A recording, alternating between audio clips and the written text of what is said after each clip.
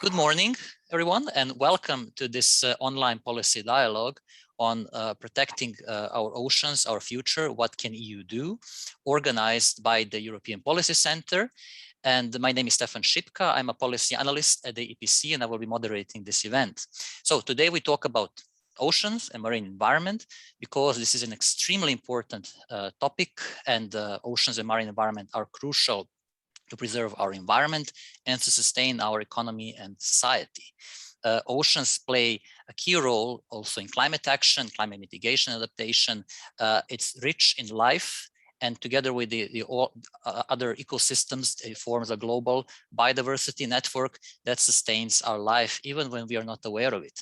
And that is the paradox, because it's oceans and marine environment are very important, but unfortunately, it appears that often this topic is not recognized. The importance of this topic is not fully recognized, or it's a bit downplayed, which is a shame. And also oceans and marine environment are there are man-made pressures on these marine ecosystems, be it pollution or overfishing, or different mining operations, oil drilling, and so forth. And today we will try to highlight a bit more the importance of oceans and marine environment, and also to check state of play and explore possibilities, measures that are needed, and policies are needed to improve the current situation. So today we have three speakers to discuss this topic. Dr. Susan Gardner, Director Ecosystems Division at UN Environment Program. Humberto Delgado Rosa, Director Natural Capital, DG Environment, European Commission. And Karlijn Steinbusch, Program Manager, People and Nature, the Adessium Foundation. Thank you very much for joining this discussion. And we will hear from our speakers first, and afterwards move on to the Q&A. But I would just like to encourage participants to write their questions as soon as they think of them, so that we can, so even before the Q&A, so that we can address as many questions as possible. So yeah, without any further ado, I would like to give floor to Susan. If you have any, I'm happy to hear your initial reflections on this topic. Oh, thank you very much, Stefan and colleagues. It's an honor to be able to talk about this really important topic, especially right now in this critical time. You know, when we think about ocean and the well-being of our ocean, we should really think about our own well-being. But yet, generally, we're not accountable for declining of the health of the ocean. And this happens, you know, when this happens, it's at all of our peril. Because we know that the ocean makes life on Earth habitable. We know, you know, it's well known in terms of its role in regulating weather and temperature patterns, but also more and more we're understanding how important it is in terms of providing food security for the entire population. And oceans and coasts directly support so many livelihoods and nutrition, the needs of billions of people. So this is just an area where over and over again, we're just learning more and more, we'll be gathering more attention to the importance of marine ecosystem services. For example, that they provide about 60% of the economic value of all life on Earth. We've seen that 1 in 10 people rely on marine fisheries or aquaculture for their livelihoods, and that's just based on recent studies from FAO.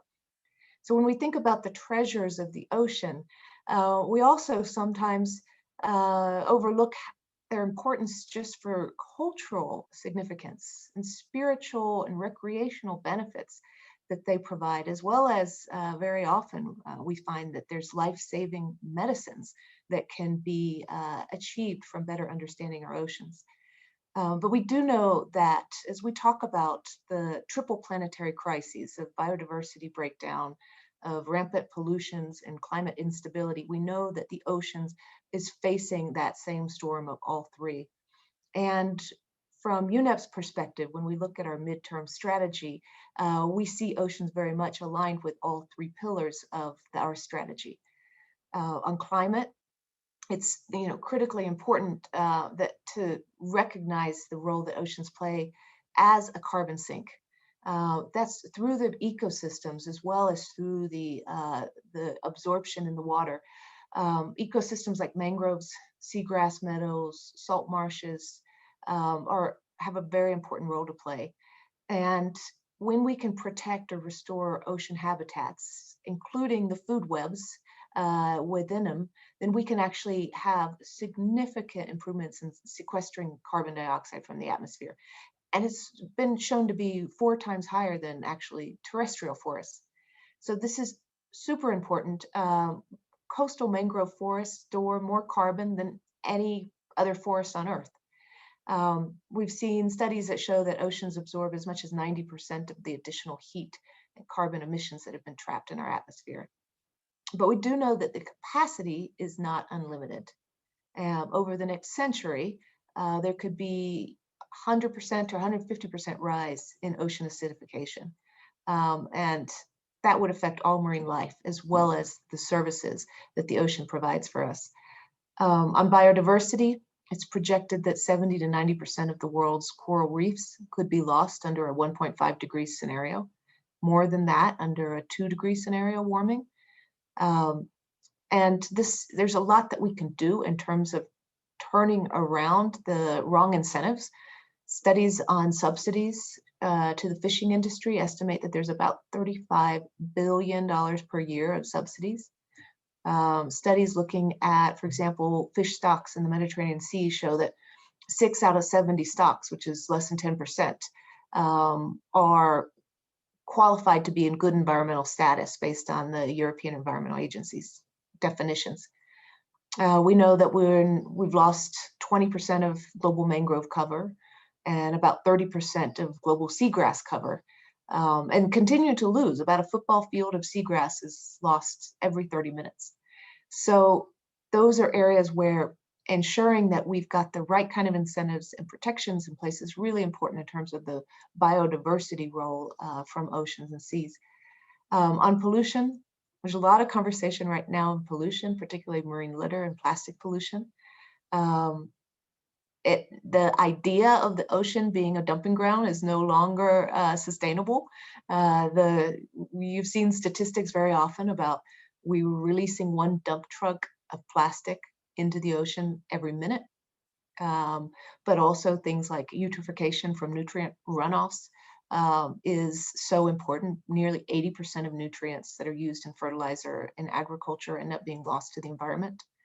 So we're at a point now where things like microplastics are found in remote areas like the Arctic, but also found in very close areas like placentas of newborn babies or unborn babies. So it's really essential that we take a look at what we do know, because we have so much information. Science has spoken, and we know a lot about the European region. We know about what are the areas for concerns, but we know about solutions. We know that this region is warming faster than many other parts of the world, already 2.2 degrees warmer than before the Industrial Revolution. We know that changes in ocean temperature and oxygen content in ocean acidification indicate that there are negative systemic changes taking place in the EU, in marine regions, and that further reduces the resilience of these areas to climate change. We also know that from the time period of about 2005 to 2018, the plastic packaging and waste generation from that in the EU increased by about 21%, up to about 17 million metric tons. Biodiversity loss hasn't been halted in European seas, despite serious commitments and political will. We know that unsustainable fishing and farming practices continue to pose threats to biodiversity, but we also know that there's things that can be done, and there's good examples of success. The Danube Delta is one of those examples where removal of dams allowed revitalization of rivers, allowed restoration of natural processes, and we've seen return of wild carp, for example, or frogs, but also breeding and migratory birds and otters. We also see that through restoration, we can get real important local community benefits. from not just a healthier fish population, but things like the effects of that, increased nature-based tourism. Now, fragmented examples of success doesn't offset, combined multiple pressures of human activities, but it does show that these successes are possible and that they're not trade-offs with economic concerns. Regional cooperation, when it's established and implemented consistently, can really reverse negative trends. And there's examples of that with nutrients and other contaminants. There's examples of that in terms of reducing the introduction of non-indigenous species. As the EU maritime economy continues to grow, we do anticipate there'll be increased competition for marine resources, whether that's fisheries, fossil fuels, minerals, or renewable energy production. This will add extra pressure to overexploited marine ecosystems. But it's possible, and we know we can, decouple degradation and depletion from growth in sectors. And that we can make sure that the vision ahead is within a sustainable use paradigm. We know this is possible. It requires political resolve, additional resources, yes, of course, but increased coordination with stakeholders can truly move Europe into a good condition within existing EU policy frameworks by 2030. So I'm one that believes a green renaissance is possible, and we can unlock economic growth and create millions of new jobs. And the world's oceans are massive resources for sustainable development. While they're creating this crucial buffer against climate change, our post-COVID pathway, and I don't know when post-COVID is really going to be, and none of us do, but it is a once-in-a-lifetime opportunity to have massive shifts towards greater sustainability and reset our relationship with nature, where we're protecting biodiversity of the region's oceans, transitioning to blue economies, and really harnessing the advantages of a new balance between economic growth, social cohesion, and sustainability. So I would just like to leave you with 4 levers of ocean action that I think are particularly relevant to the countries in Europe. The first is about incentives and capacity building, phasing out environmentally harmful subsidies and incentives that incentivize the wrong options and instead motivate sustainable options. So including removing subsidies on non-renewable energy or environmentally damaging agricultural practices, and empowering local administrators and actors to implement agreed commitments and measures. Second, investing in nature, looking at a restoration economy that threads together the blue, the green, and the biodiversity economies. And we know this can mean growth, and we know it can mean jobs, and we know it can mean harnessing nature-based and ecosystem-based solutions to ecological problems. And we've seen examples and continue to see them where this can then lead to benefits in climate and biodiversity. So it's also important, thirdly, to stress the importance of intersectoral cooperation. We need all hands on deck. We need to ensure that shifting development pathways is shared by all sectors. It's not just for the administrations that are in charge of environment, but that we're prioritizing sustainability in all sector policies. And lastly, that there's good governance and enforcement of legal obligations. So promoting the adoption of provisions of national legislation to allow for accountability and legal action, strengthening legal and administrative mechanisms that are involved in enforcement of those taken by countries under MEAs.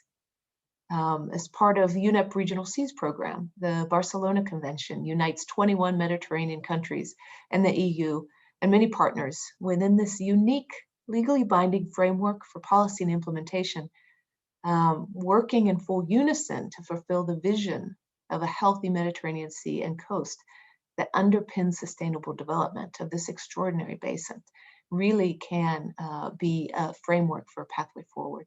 So I would just, in conclusion, a green renaissance in Europe can be achieved just through greater compliance and with enforcement of existing strategies and MEAs, including the EU's Marine Strategy Framework Directive, the crucial EU Biodiversity Strategy for 2030 and the Barcelona Convention and its protocols. It means going beyond legal text to include the wealth of regional strategies, agendas, action plans that have been adopted by various agreements. It's clear to say the blueprint is here, so it's just time to take these agendas into strategies and well-funded, coordinated actions. Thank you. Thank you so much, Susan, for this overview again on the importance of oceans and also the current trends, and also laying out this blueprint for the way forward. I would also just note, that indeed the question on preserving, let's say, marine ecosystems is important on its own ground because it sustains, it's part of the web of life, I would say, but also this link with climate is very interesting. Also, what you pointed out, because it acts as a heat sink, but also as a carbon sink, and biodiversity in oceans and ecosystems are important to actually support climate action. But on the other hand, global warming can actually cause deterioration in marine life, which then, as a consequence, also can actually reduce its capacity to support climate mitigation. So it's very it's very sophisticated, interconnected system where we need to be careful, and of course looking at oceans as a solution to climate action, but also looking at other sectors so that we, taking the bigger picture, we actually protect oceans at the same time. So thank you for all these reflections, and we are happy to come back to some of these afterwards. But yes, I would like to then give the floor to Humberto. And we heard about the current situation, that the trends are not good, but there are good practices. And there are some, of course, certain actions being taken at this point. But what about the EU? If you could say, guide us through the current policy framework, what the EU is doing, and any future measures or policies that can help protect our oceans and the marine environment, please.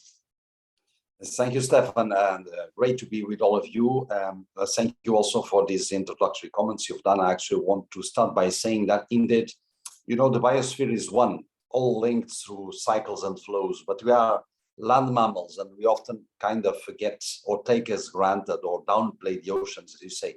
But the positive sign is nowadays it's harder to speak only of climate change without speaking also of nature, or to speak only of pollution without speaking of climate and so forth. So the trends are positive. And let me go to the topic. I will tell you a bit how are things in Europe and how we see it globally.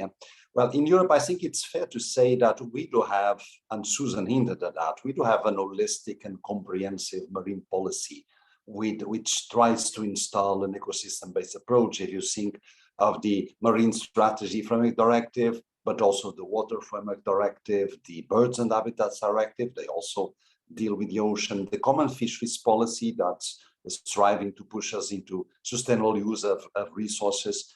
However, and of course, the pressures and impacts on European oceans are there as elsewhere. So we are far from being in a good situation in our oceans. We have all the same difficulties you've heard from overfishing, habitat destruction, pollution, coastal development, global warming. They also hit us for sure. So no, we do not have now healthy oceans, and they are actually risking to become less productive. Also, marine biodiversity in the EU is still vulnerable, and the good status of habitats and species is not secured. We know, well, I follow biodiversity more closely, and indeed we have many marine populations or group species that are under threat, namely some seabirds that have declined considerably in the Northeast Atlantic. We have elasmobrines declining, we have some cetaceans in a critical situation, notably the Baltic arbor porpoise, which only has some hundreds individuals left. We still have some sea basins where there is overexploitation of resources, notably the Mediterranean, the Black Sea, where the majority is still overexploited.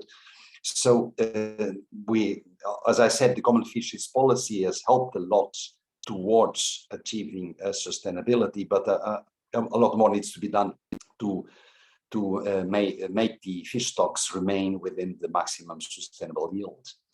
Another important point is on seabed habitats. They are indeed under significant pressure, noticeably from bottom trawling. We estimate there's a quarter of EU's coastal areas that have probably lost its seabed habitats.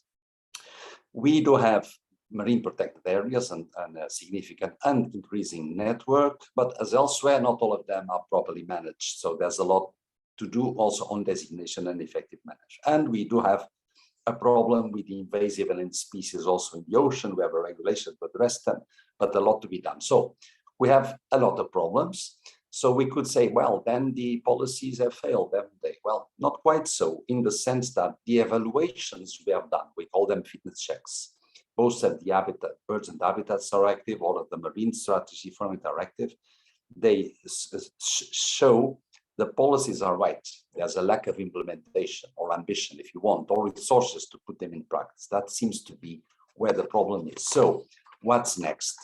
Let me get back to protection to begin with. Marine protected areas, they are a great tool, not a silver bullet, but a great tool to make better the state of the oceans. And do we know they do work noticeably when you have what can be called strict protection? When there is no extraction, there's an advantage for fisheries outside the no-take zone, the strictly protected area. That's very clearly demonstrated. So we have come to accomplish the current global goal of 10% protection. We are above that, with 9% under the Birds Directive and plus 3% under the Marine Strategy Framework Directive. But science is telling us that's not enough. We should go globally to 30%. And in this ambitious biodiversity strategy that Susan referred to, I honestly think is one of the most ambitious I've ever seen tabled, we do endorse this goal of getting to 30% protection of the European seas, 1/3 of which under strict protection by 2030, which is ambitious, but that's where we will go irrespectively of what will be done internationally. And we have already developed guidance and criteria on how to for member states, because it's their action that's needed to do it, and also a definition of strict protection. Another key word is restoration. We do need to go beyond on recovery, and the biodiversity strategy has quite an ambitious EU nature restoration plan, which involves both active and passive restoration, passive in the sense reducing pressures, active when we put it back. But we are working very intensively now on what will be a EU nature restoration law, bringing in binding targets for restoration, including for marine habitats. So I think that will be one step forward. On other issues to come, the biodiversity strategy did announce this action plan to conserve fishery resources and protect marine ecosystems. We are doing it together with our colleagues in DG Mare, and it will improve the interaction between fisheries and environmental policies, including nature conservation. It will certainly address the seabed, protecting juveniles, protecting endangered species from bycatch and so forth. It's being done. And it will complement the work under the Marine Strategy Framework Directive, which aims overall to get to good environmental status of EU waters on several grounds. On resources, I think we can be positive in the sense, I mean, money, because first, this idea that investing in nature pays off is piling up. The issue of nature-based solutions, ecosystem services. And we now have a novelty in the new wave of EU funds. We already had before a climate target. We also have one, 30%, but we now have a hard target also on biodiversity, which will be 7.5% as from 2024 and 10% as from 2026, 2027.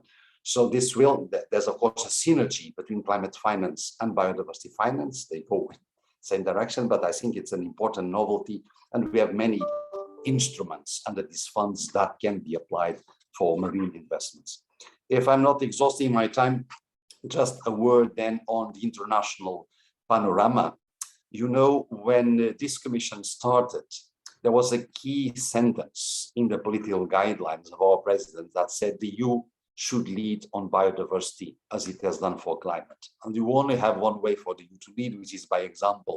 So it's that sense that we have always strongly supported international efforts to safeguard the marine environment, and we are doing our homework to make it more stringent. We had the start, let's say, this first step of the Convention on Biological Diversity, the so-called COP15. It took place in October. It was just a kickstart. It will be followed by the final phase in April, but it is endorsing the goal of increasing protection. And we have supported the so-called Kunming Declaration. Have also helped establish the world's largest high seas marine protected areas in the Antarctic, Ross Sea.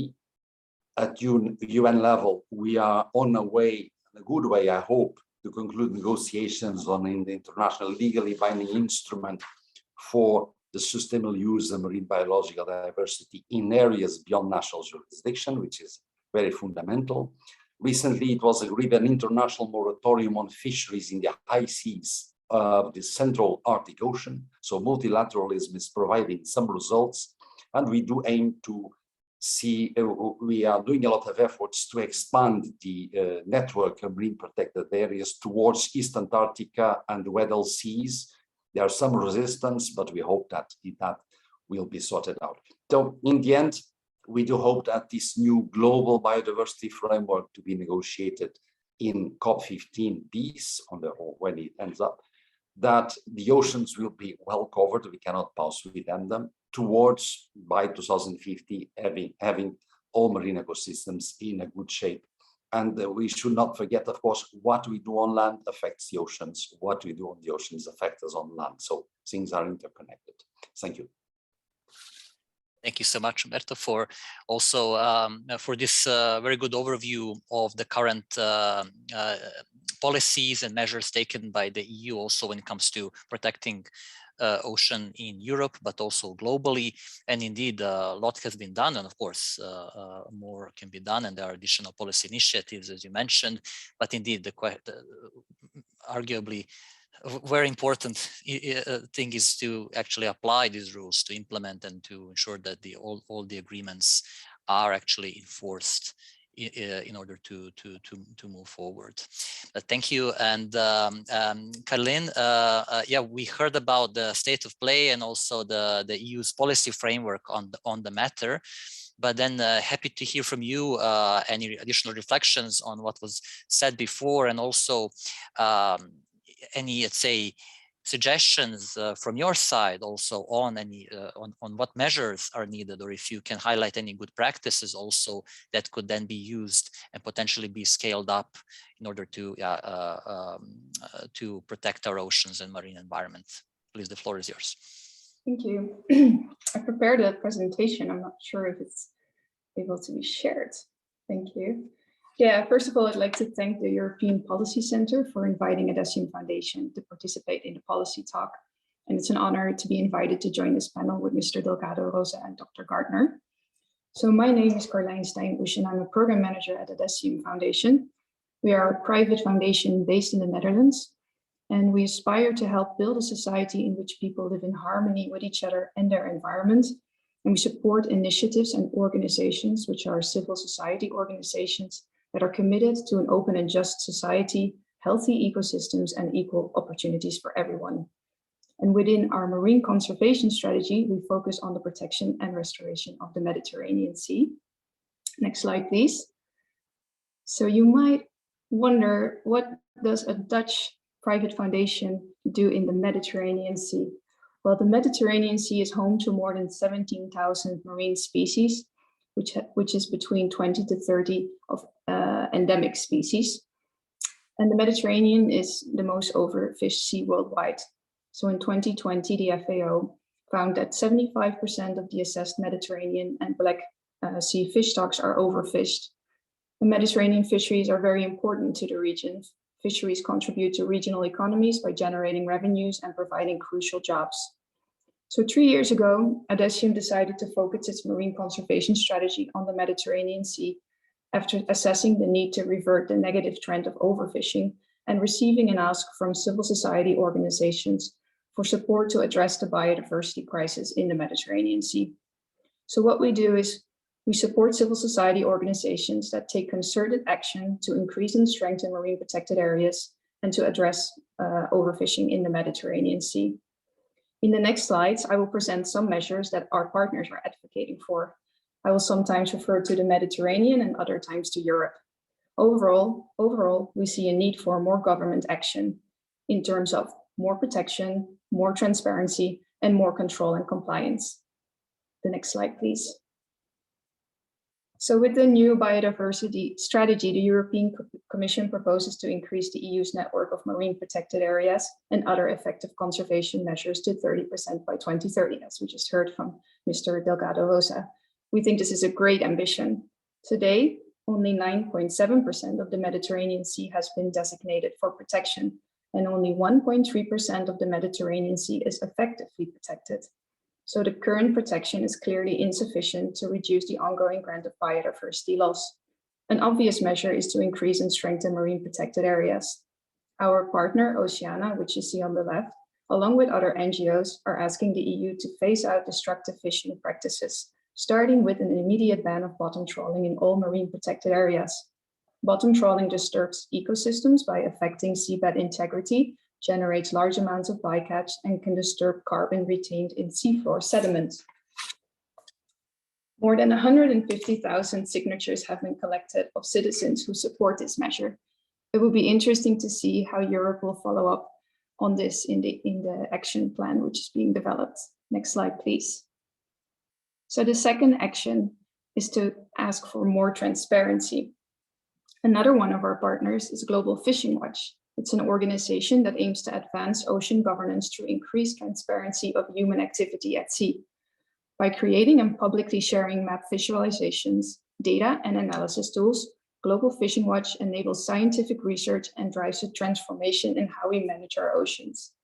On the left, you see Global Fishing Watch Marine Manager Portal, which visualizes fishing effort using satellite-based vessel tracking data from publicly available systems. So the lighter green will indicate a greater fishing intensity. The portal adds layers of information, including restricted areas and sensitive habitat types. Providing near real-time and interactive data, Global Fishing Watch can support marine protected area design and management and scientific research, and thereby support fisheries management plans. As you can see for the Mediterranean Sea, the data is currently incomplete. The map merely shows fishing activity near the European continent, and it would be great if all Mediterranean countries would make their vessel tracking data publicly available. A recent good development in the region is that the GFCM, the Regional Fisheries Management Organization for the Mediterranean Sea, has approved the modification of its authorized vessel list. This will allow authorities, researchers, and NGOs to cross-check information and have more clarity on which vessels can fish where to prevent illegal activity at sea. To effectively tackle IUU fishing, it is essential to keep improving the list, to make it more complete and transparent. For instance, include additional important information on vessel ownership and more detail on the type of fishing licenses. Next slide, please. This is my final slide. So the third action I want to put forward is to ask for more control and compliance. So we can have the best fisheries management rules in the world, even more MPAs, increased transparency, but this will mean nothing if the rules are not enforced and illegal fishing prevented. IUU fishing undermines national and regional management of fish stocks, threatens the livelihoods of fishers who follow the rules, and damages marine conservation efforts. Our grantee client Earth, along with other NGOs in the EU Fisheries Control Regulation Coalition, are advocating for an ambitious revision of the control regulation. This coalition wants to ensure that authorities make full use of modern monitoring and control technologies. As of today, more than 80% of the fleet is still reporting its catches on paper and not through, for example, a very simple app, which could be installed on a smartphone. The coalition underlines that right now, very little information is publicly available on whether member states are really implementing the common fishery policy. The NGOs argue that this way, member states can get away with non-compliance quite easily. They therefore ask that under the revision of the control regulation, for the publication of more information regarding enforcement compliance by member states and on a more regular basis. So to sum up, I think we need more government action, and especially in terms of more protection, more transparency, and more control and compliance. Thank you. Thank you so much, Karlijn, for your reflections on this, and indeed on your recommendations also on the policies needed, such as, for example, concerning bottom trawling, and also on the measures when it comes to increasing transparency and enforcement. And I would just note that, yeah, when you talk about also tracking and greater data transparency, in a way, it links to also something that the EPC has been working quite a lot on, and which is the twin transition and the links between the digital transformation and greater sustainability and green transition. Yeah, and in that sense, these innovative solutions are very interesting also to look at and explore how can they support better, let's say, also implementation of policies, better policy enforcement and transparency that can improve the status of our oceans. And this is a topic that I would be very happy to also come back and dive a bit more into what can be done and how policies can support this. But before this, I would already like to address one question that we received, and which in a way illustrates, say, a bigger issue that we need to address, and also which was mentioned by Susan in the very beginning. So I will just read it. So from Tanya Rodriguez. How is the 30% target of the EU biodiversity strategy on protecting oceans as well as land, how is it going to affect the fishing industry? And I would say that this is a very concrete question. I'm happy if any one of the speakers can provide their answers to this. But I would just add on top of that, in a way, it's about this also, say, all topic of, I would say it's linked to this whole topic of competitiveness versus sustainability, and how to decouple, let's say, the resource consumption, degradation of our environment, and also supporting economic development. If this can be done, and how can this be done, and how to reconcile these different objectives, also given that when we add international perspective, it's more difficult to agree and to apply different rules. So then, of course, countries that are perform better in terms of environmental protection may have some competitiveness challenges in this regard. So it's an interesting discussion, which I think is a bit broader. And I would be happy if I would say that this question is maybe more. Yeah, Susan, you already raised your hand. I was about to ask maybe Humberto if he wishes to come back immediately because of the, let's say, EU policy related targets. So maybe I will just give Humberto if you wish to respond first, but then or immediately then, Susan, I would be happy to hear your reactions, and of course, Karlijn, on this concrete question, but then also on this broader challenge, how to reconcile ocean protection and maintaining, let's say, economic development, sustaining jobs, economic development, and also competitiveness of our economy. How, if and how can this be done? But yeah, Humberto, if you have any reflections on this. Yes, I do. I think it's a very relevant question. Well, let me put it straight on one point. Protection does mean restriction of some kind. But here, when we are in the oceans, we are in a different situation than on land. In the sense, on land, we have private owners, while in the ocean, we have users, we have big areas of oceans, some elements, some areas more sensitive as nurseries and so forth. So the good news is that in the ocean, the restriction that comes with protection delivers, including for the users, including for the fishers. So the issue is, if you have a marine protected area, there are certainly some kinds of fisheries practices that can be allowed, that actually are, and some that should not be allowed, those grossly destructive, and I think bottom trawling is a good candidate for that. But we also have marine protected areas which are no-take zones, where there should be no extraction. Actually, there's also, for the sake of fisheries, there's also what we call other effective conservation measures, which amount to the same. That for the sake of protecting fisheries, no one fishes in a certain area. And I think this is the silver bullet to find the right balance, which is to understand with the sector that restriction is welcome for the sake of the sector. And then with good maritime spatial planning, one can put the protected areas where they should be, where biodiversity so requires, society so requires for the multiple uses. So I think it's easier said than done, but it's certainly a way that one can find a solution that's feasible for the whole of the society. Thank you, Humberto. Susan, have anything to add? Well, yeah, I was interested in contributing to the broader question. Yeah. Because we do know that if you look at it at the right scale, then it's clear any fishing community can tell you that once the resource is completely depleted and destroyed, then there is no economic development either. So it's really about what scale you're looking at. So it's not a matter of trying to decide between sustainable use or economic growth. It's just a matter of, without sustainable use, at what point do you destroy any potential for economic growth?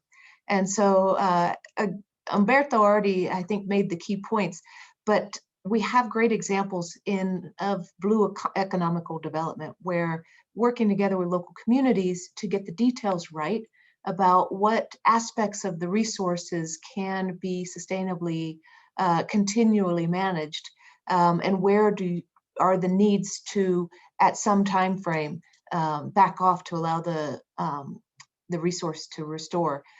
One issue in terms of marine protected areas is that the quantity of area protected, of course, is essential, but to have the full potential of the benefit, it has to also be accompanied with looking at the quality of what is protected, so that there's a real understanding of where are the biodiversity hotspots, where are the areas that are essential as nursery or breeding grounds, really understanding what kinds of habitats are necessary to be protected, so that it's not just a matter of putting out area space on a map, but rather really understanding the ecological benefits from the various types of areas that are protected.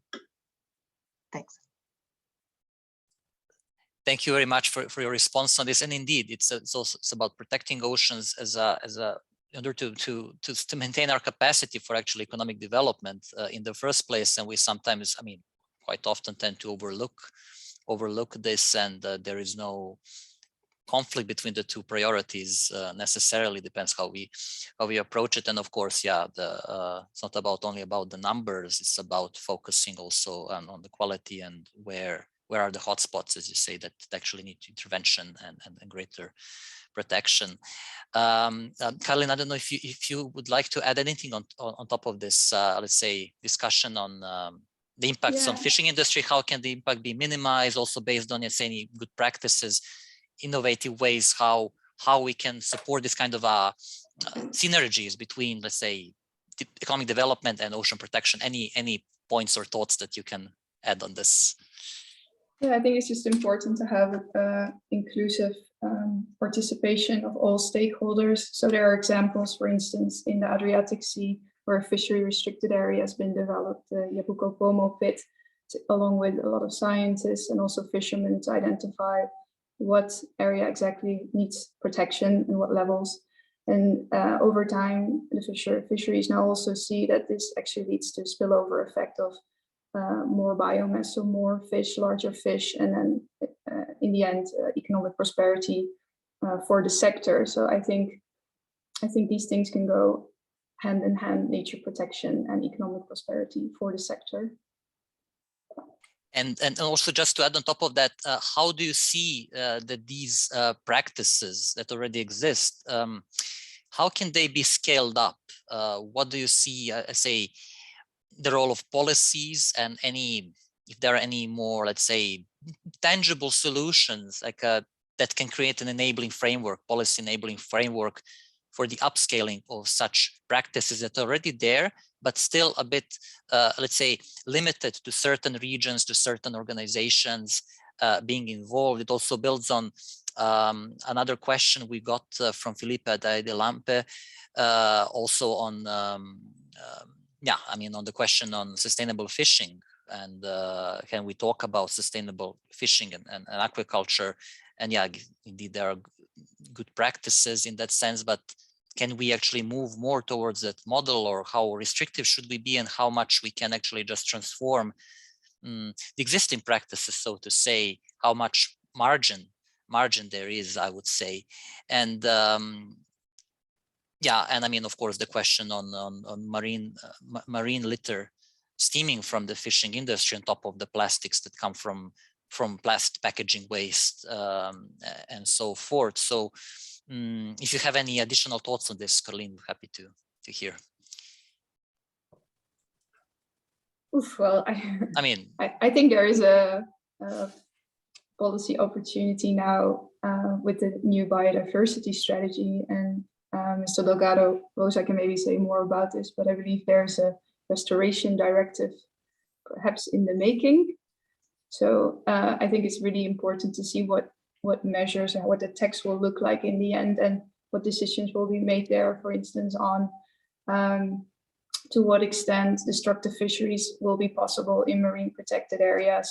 I think if the EU would collectively make a decision there, that would really create a ripple effect in the biodiversity system, let's say. So it's nice that we have good examples that marine protection benefits economic prosperity and that it works, but it's now important that I think Europe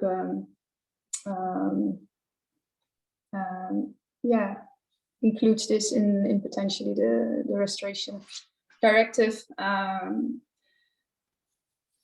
because I think it would be great to see the also existing marine protected areas having more strict measures in place and really resulting in their for marine protected areas to result full benefits. So that's what I would. Thank you. Thank you. And I would say that, we naturally come back to you, Humberto, if you would like to maybe elaborate more upon some of the EU's existing and upcoming or possible potential policies that can create this enabling framework for the scaling up of good practices in terms of marine protection and also sustainable aquaculture, and also like your views on this kind of a margin between, let's say, additional any reflection you may have on ocean protection versus transforming our aquaculture but still sustaining it, and any impacts on how can, let's say, the impacts of our economy and industry be minimized while achieving our climate and environmental goals when it comes to oceans.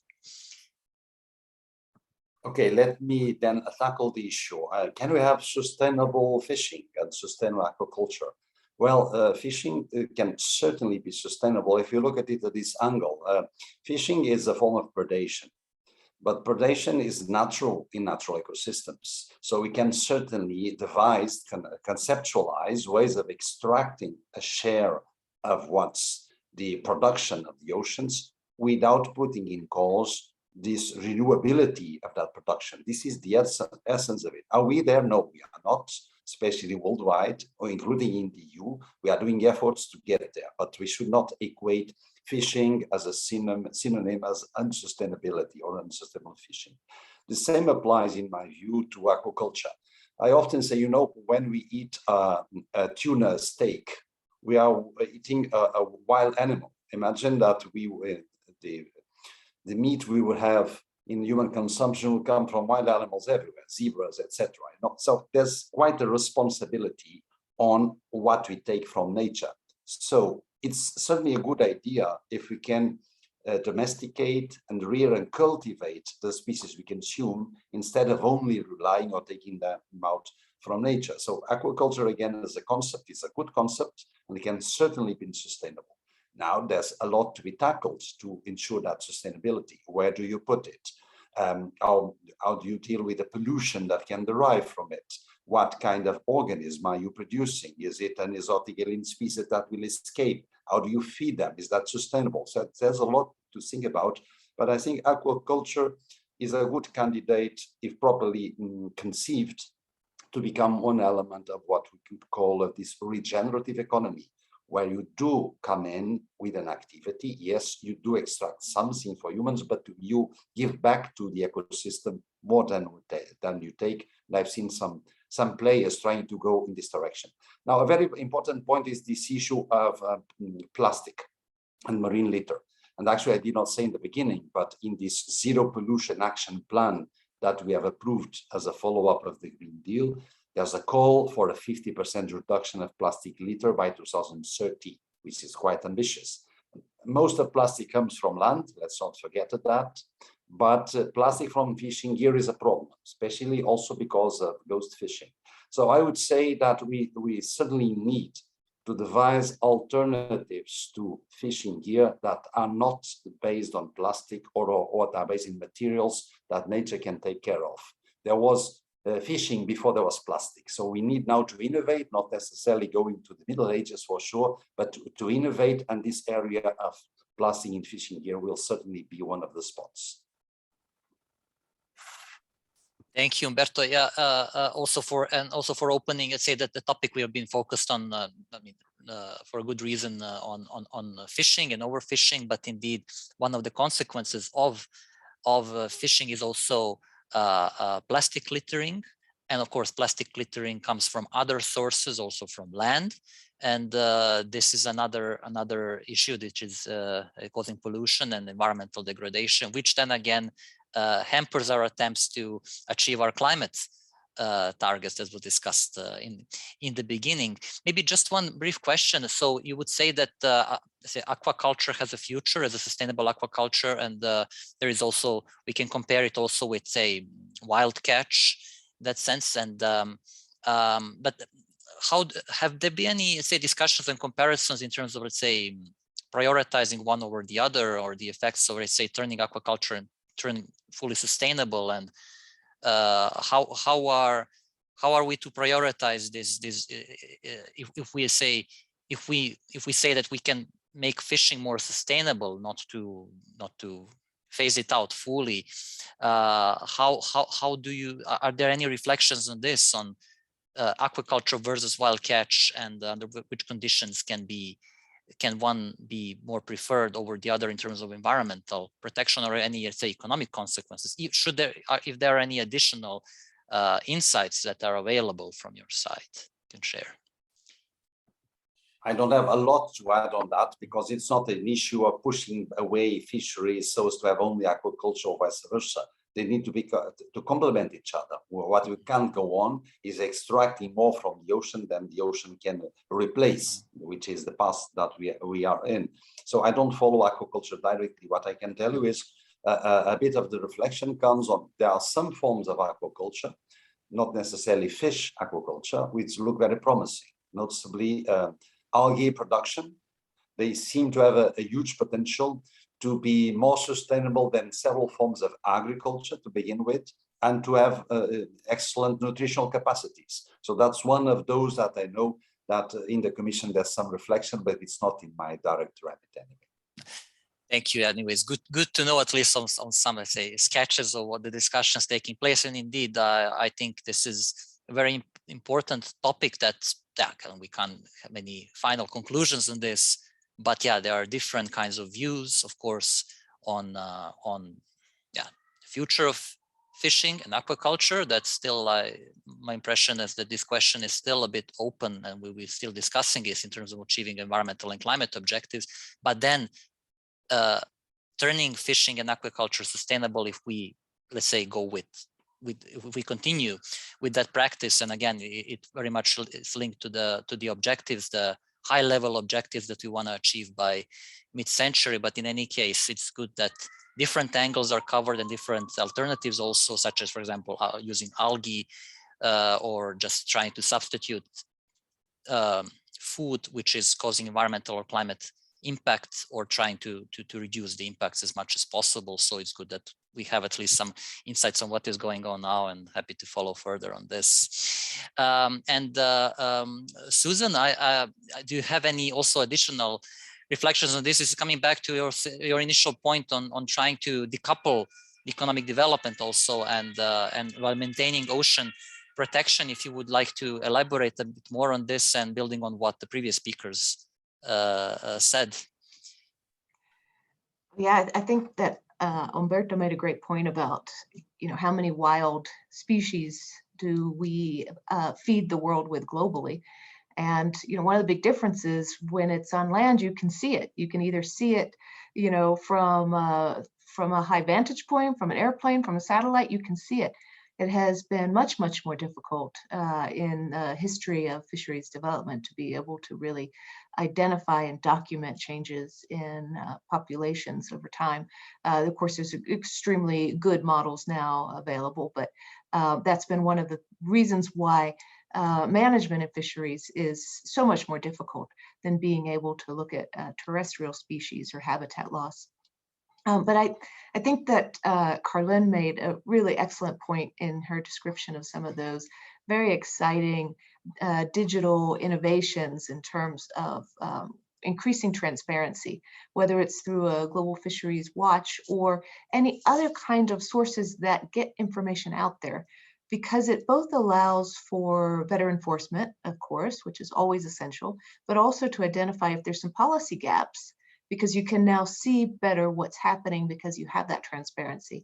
And so all of those types of actions that either allow for better management considerations and political decisions, or that also provide more informed consumers.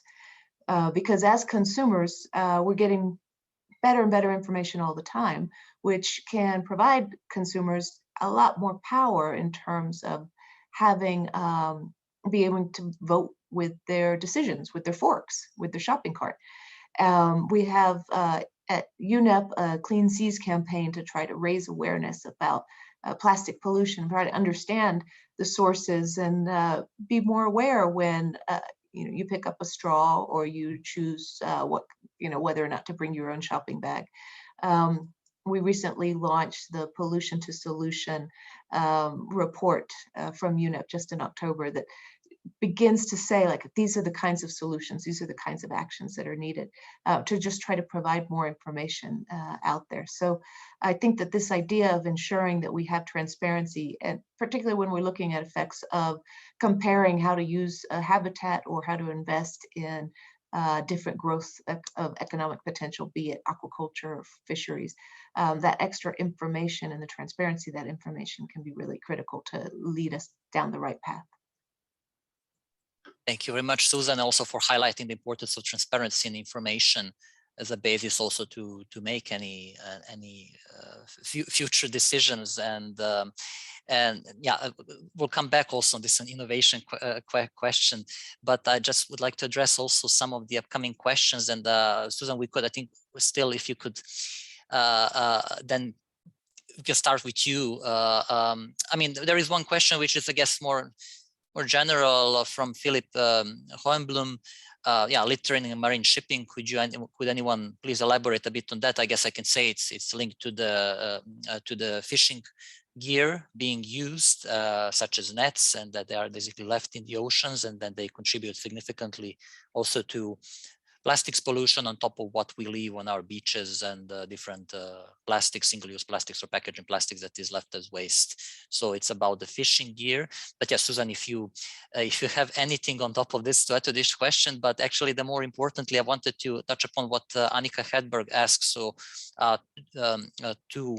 twofold question on, say, when it comes to oceans and climate.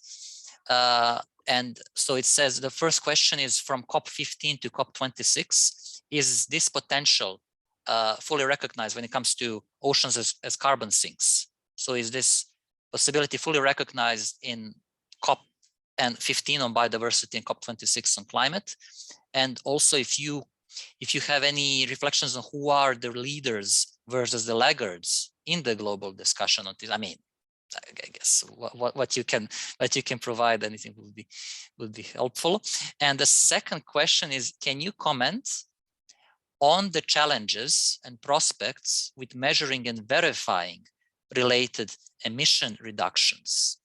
I guess this comes back to traceability and providing data, and also maybe using digital, but yeah, indeed, monitoring and verifying data is very important, was also discussed in COP26, and there's something that, yeah, if you have any reflections, this would be very helpful. Okay, that's a lot.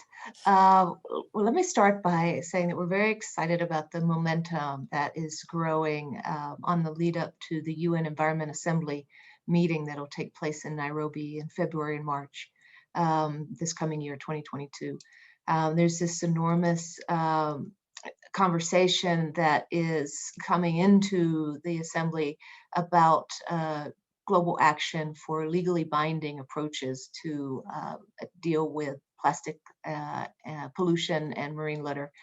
What has started back at, many years ago is conversations about marine plastic or marine litter that maybe at one point might have been focused or had a lot of attention to marine sources of plastic pollution and litter, is now much broader in terms of understanding that there's such enormous contribution of pollution from land-based sources that's the only way to turn off the tap, is to really look at the product design, to look at how consumers are using, reusing, recycling, and to ensure that waste management is adequate for supporting a circular economy approach that brings plastic products back into the economy rather than just kind of a make, take, and then throw away approach, linear approach.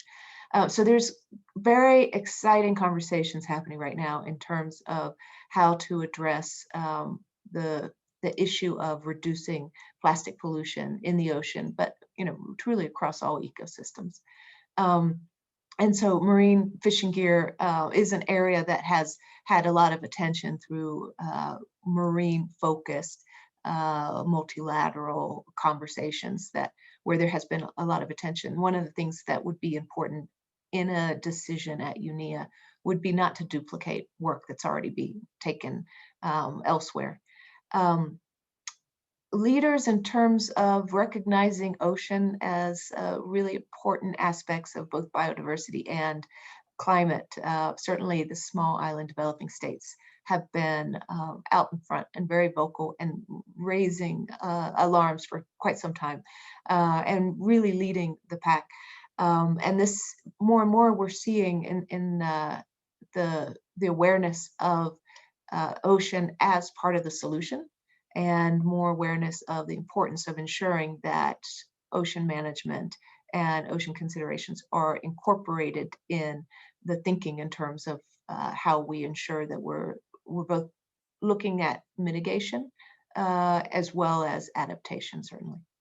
I'll stop there. I don't think I touched on every point, but I'll hope that the other speakers can also help to fill in. Of course, thanks a lot, Susan. And of course, yeah, we will.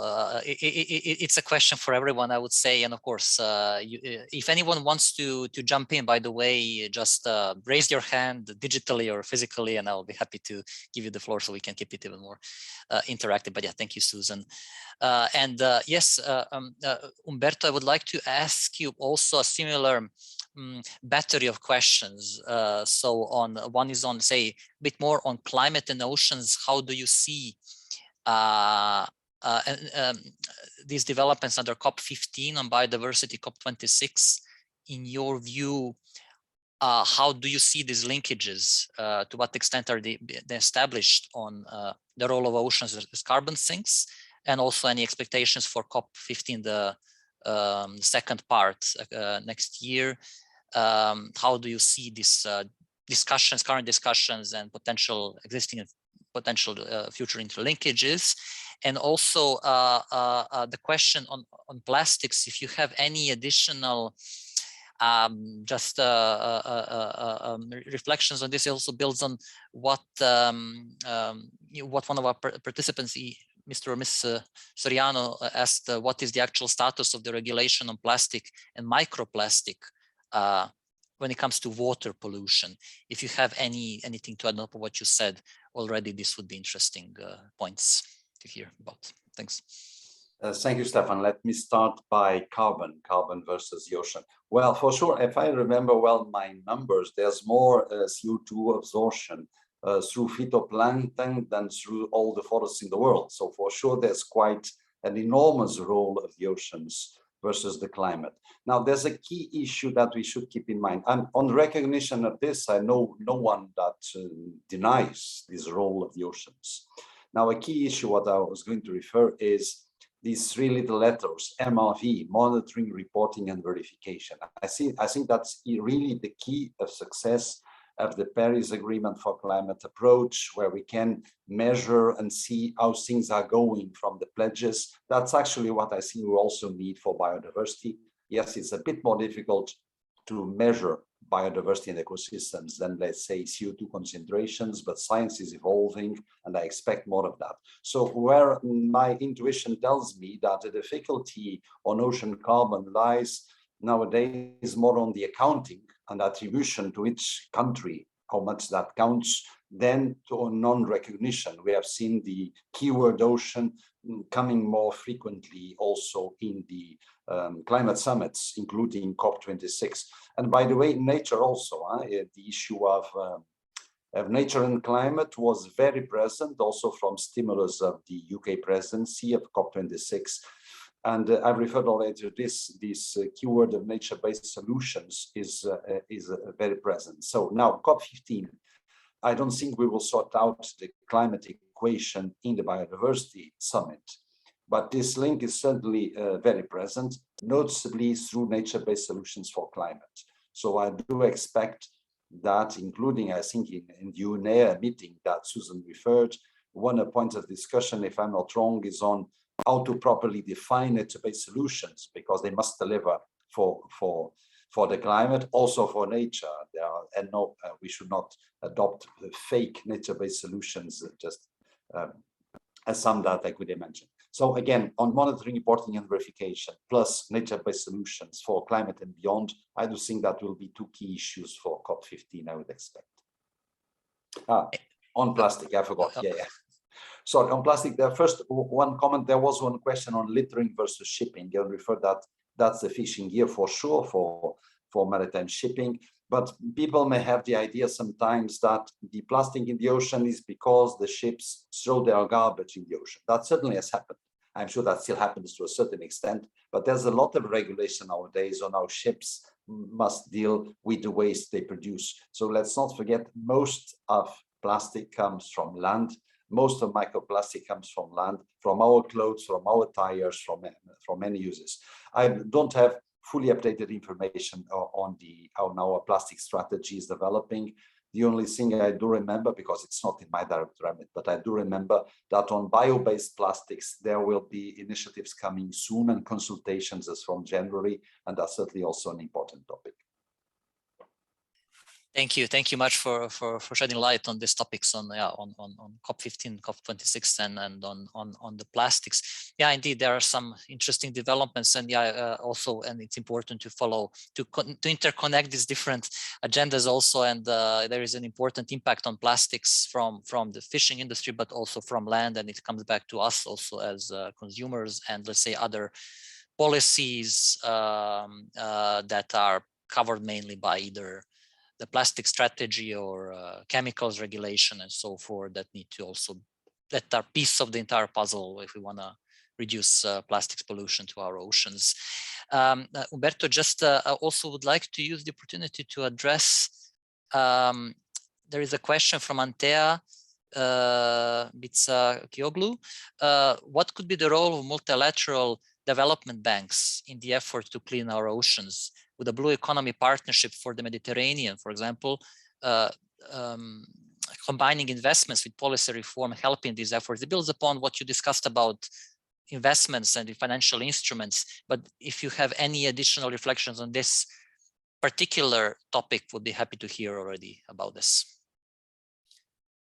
I'm afraid it will have to be a rather general remark, which is there's a big push nowadays for green finance, sustainable finance. We see it from many sources, including within the EU. And I do think that many banks, including multilateral development banks, are adopting their own policies to ensure the sustainability of the investments they do. So I would certainly welcome this approach of having a joint effort by multilateral development banks towards sustainable new economy in the Mediterranean or elsewhere. I think it's a fair idea, although this is a fairly general comment from me. Thank you, Humberto. Karlijn, do you have any also reflections on the previous questions? So, namely on, let's say, on the latest developments when it comes to COP26 and COP15. If you have any, let's say, what are your impressions and your views on this? How this discussion is developing? Is this enough? I mean, not only in terms of achieving the general objectives, but in terms of oceans linked to climate, or if you have anything on this to add, and also on plastics, anything that you would like to add? I don't know to what extent oceans or fisheries is part of those COPs in addressing climate change. There was an interesting study released last year, which showed that the fishing sector carbon footprint is really big. It's further magnified when bottom trawling disturbs carbon retained in the seafloor sediment. And it said that dragging heavy nets along the seafloor re-releases CO2, which may have been sequestered for millennia, equivalent to annual emissions from the aviation industry. So I think the aviation industry is very visible for lots of citizens because, you know, we hear the airplanes, we see them, we use them. But what happens at sea is a bit out of sight, I think, for us. So I think this was a really important study. I think restoring the European marine environment is a prerequisite for fulfilling the EU's internal and international commitments, such as the Green Deal and Sustainable Development Goal number 14. And if the EU intends to meet its updated national determined contribution targets to reduce greenhouse gas emissions by 55% until 2030 and become climate neutral by 2050, it should recognize the ocean as a vital ally in tackling climate change. So yeah, ending overfishing would strengthen the ocean resilience to climate change while simultaneously contributing to its mitigation. So I think that's important to add. And yeah. Yeah, I mean, yeah, then we also discussed this on plastics, but I think we already, in a way. Yeah, I agree with what is said. I think in our view, it's more of a terrestrial issue in the sense that we believe that if you want to tackle plastic pollution, it's good to discuss or have a debate on plastic production at the first place and see whether there's a potential to reduce plastic production, but also to rethink systems. So can you change systems in which we are now having, for instance, single-use plastics and consider more reusable products or other material, preferably to look at how, it's more of an economic development, I would say, than a marine issue in my perspective. Yeah, no, it illustrates how complex the topic is and how it's interconnected, because here it's about land-based plastic pollution, and it's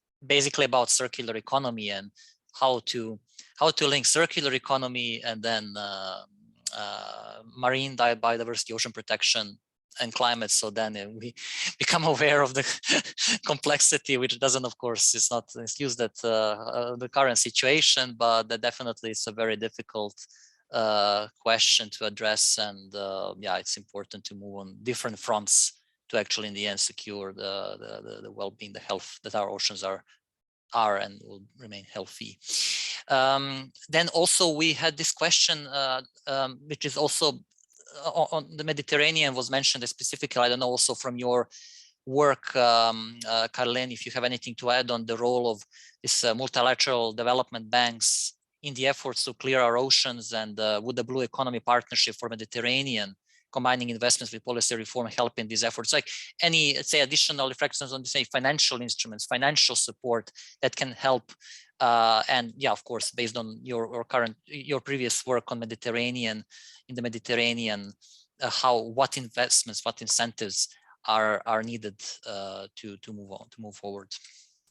Well, I think there's definitely a need for more funding in the Mediterranean region to implement marine protected areas, for instance, not only at the European continent, but also in the south of the Mediterranean Sea and the east.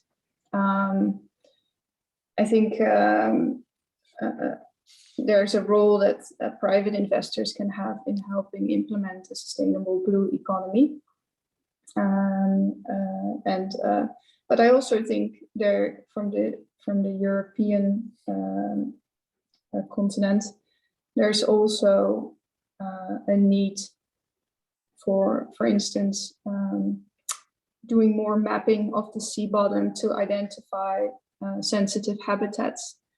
And there's a need for more also public funding to go into that, because if we don't know where there are coralligenous or narrow or Posidonia seagrasses, then we're not able to protect them. So there's definitely a need for more funding to protect biodiversity. Mm.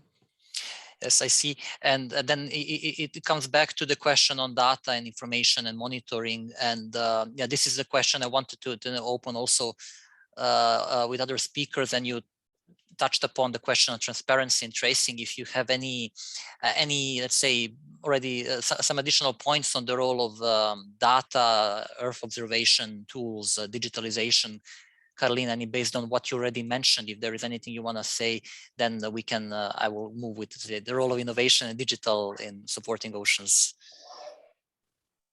Well, I think there can always be more data and there's always a need for more data. So I think not all fish stocks are assessed currently in the Mediterranean Sea. So there's a need for more scientific fish stock assessments. But also, as I mentioned, the activity at sea, it would be great if there would be more publicly available information on vessel activity, but also information on who is fishing, what are the beneficial owners, what kind of fishing gear are they using. And if you have all of this information, it would be great in the future. I think that we as consumers and citizens can actually better trace where our fish products are coming from. And I think at the moment, I feel as a citizen and a consumer that can still be improved a lot in the European Union. Yeah, so I see a lot of opportunities there. Thank you. Yeah, indeed, you can act as then as a front runner. It's not the first time, and it can then cause potentially like a positive spillover effect on other countries and actors to follow. Thank you. And yes, then Humberto, I would like to also ask you same question on comes to monitoring and data gathering information, sharing information on the current practices. Economic practices, and also on measuring the current the state of play regarding marine protection and the status of nature in our oceans. We have this twin transition, the digital transformation and the green transition going hand in hand. And how do you see this? There are lots of talks about different tools like digital data spaces and product passports in the circular economy, I know that, but there are also lots of digitalization already being done when it comes to European Environment Agency, different monitoring frameworks using satellites.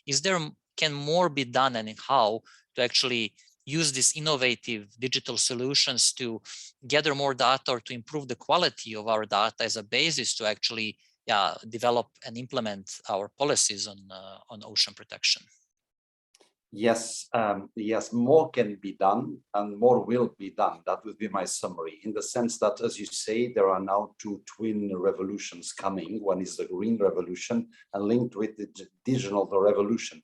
Now, Susan rightly said, for instance, if we think about Earth observation, it's easier nowadays to know what's happening in, let's say, our forests or our protected areas from the Earth observation.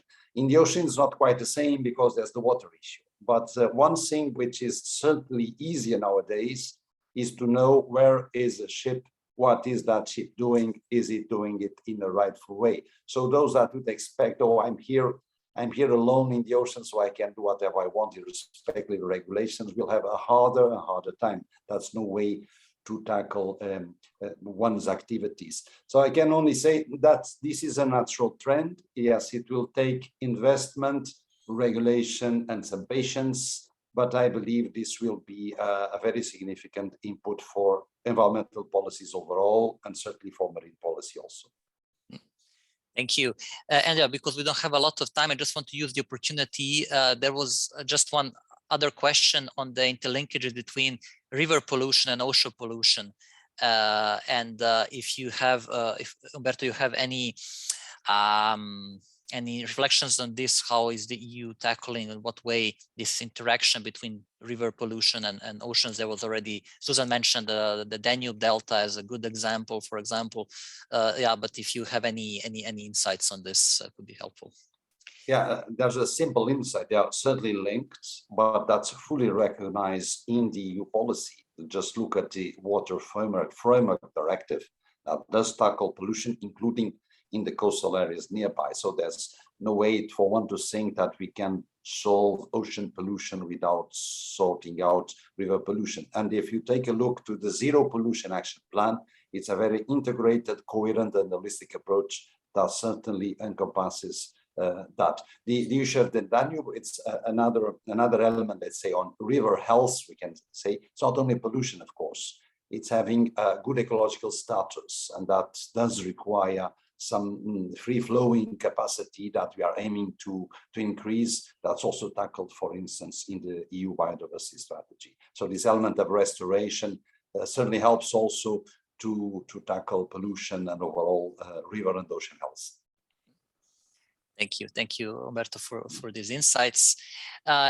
Susan, then yeah, coming back also to the role of digital and innovative solutions, we have these different monitoring tools at the EU level, but also at the global level to monitor nature in general. But also this can be this is very useful when it comes to monitoring the state of play in our oceans and how we do business on our seas. So if you do you have any reflections on this, any developments you would like to highlight, any views on how can digital innovative solutions be used to facilitate, let's say, greater protection of our oceans and marine ecosystems?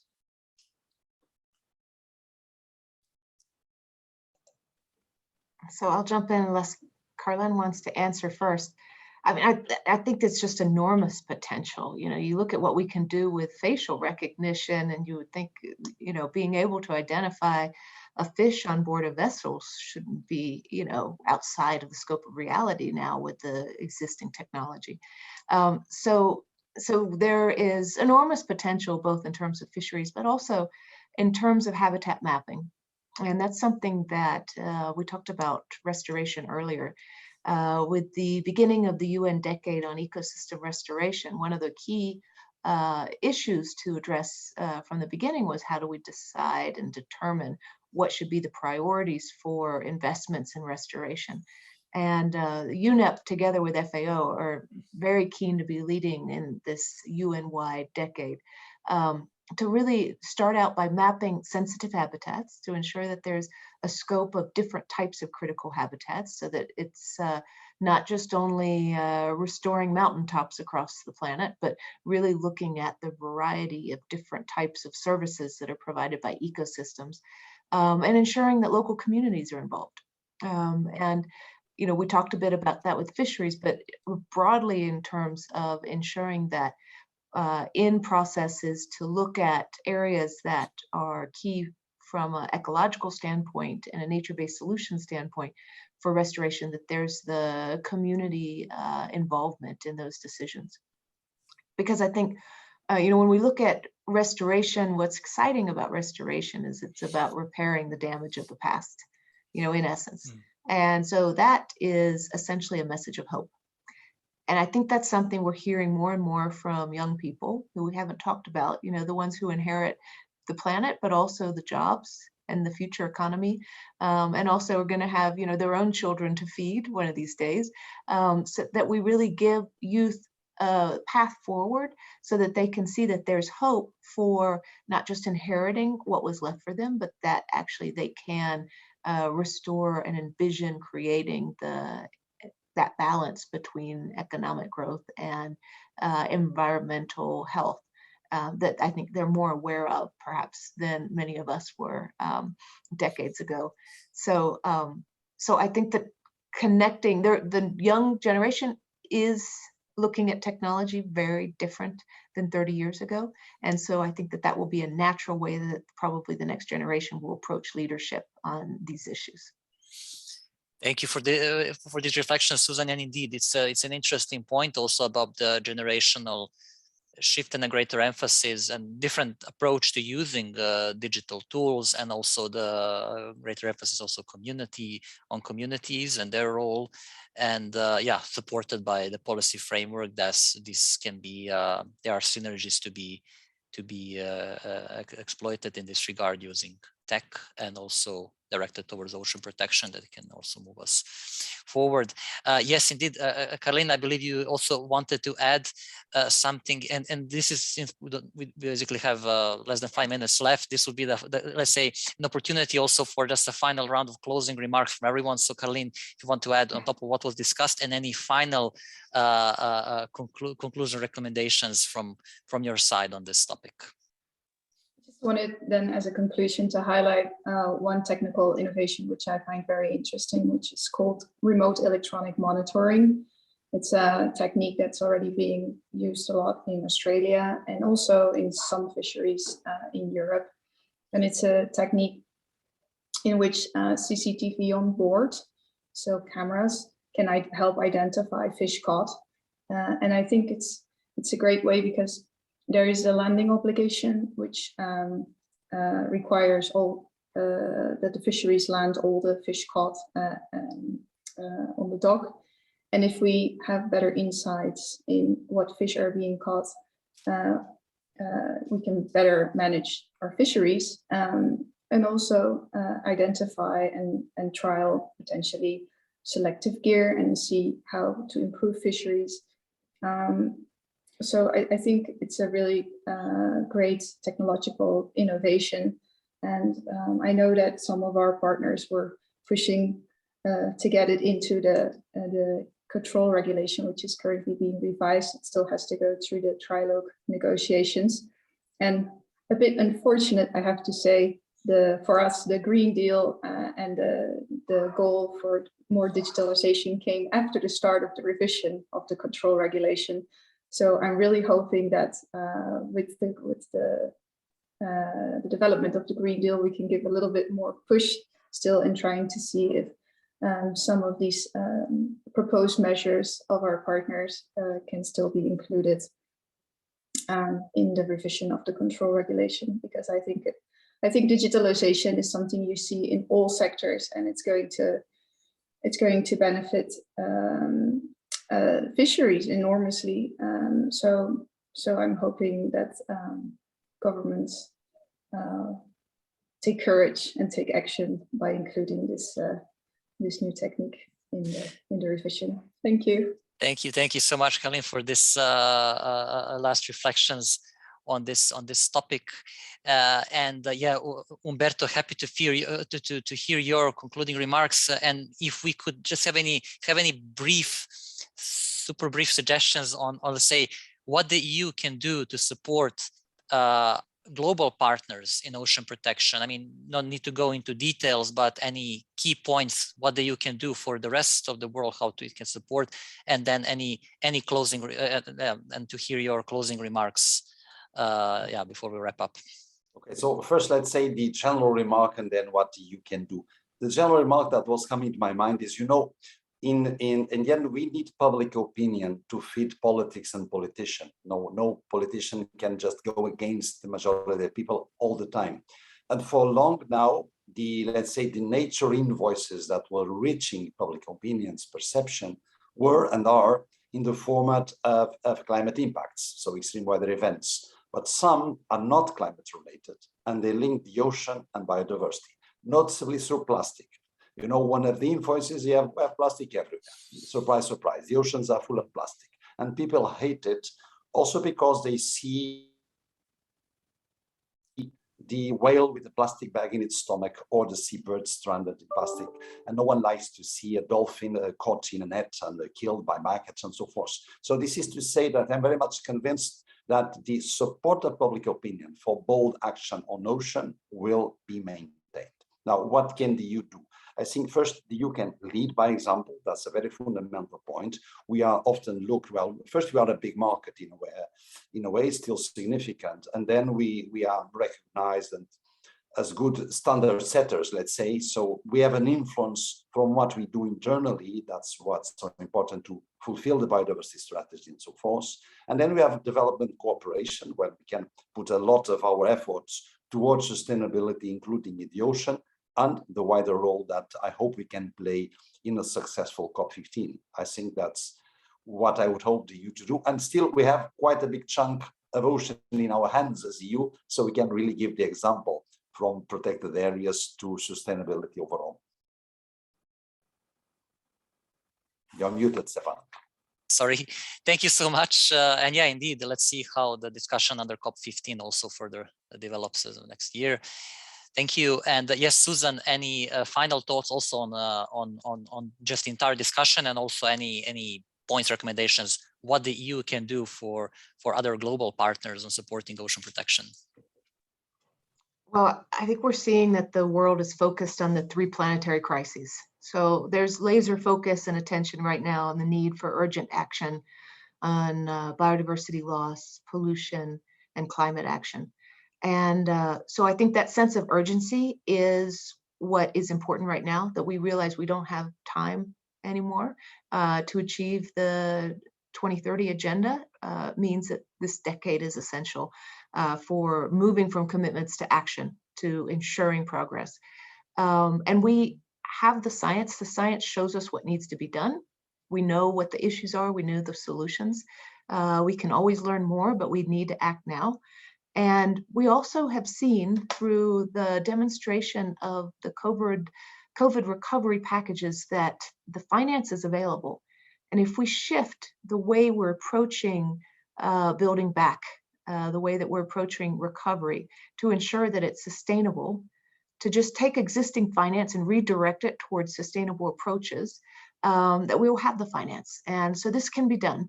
And that's the main thing. And it's exciting to see in this conversation that there's I think great promise that the right direction will be found. Thanks. Thank you, Susan. And and just to thank everyone, all of the speakers, for this very rich discussion, and also for the participants for their active participation and interesting questions. Indeed, I think we really discussed in depth on the importance of oceans for our climate, for our environment, society, and the economy. The trends don't look good, that is true, but there are solutions are there. Policies are in place. They need to be implemented, and there is more can be done, but there are developments, there are good practices, there are innovative solutions that can be used. So in that sense, we just need to, I guess, work harder and increase EU efforts and the global collaboration to actually make these possibilities, turning them into a reality and secure healthy oceans and protect our marine environment. So once again, thank you so much, and looking forward to having you at our future events and discussions. Have a good day.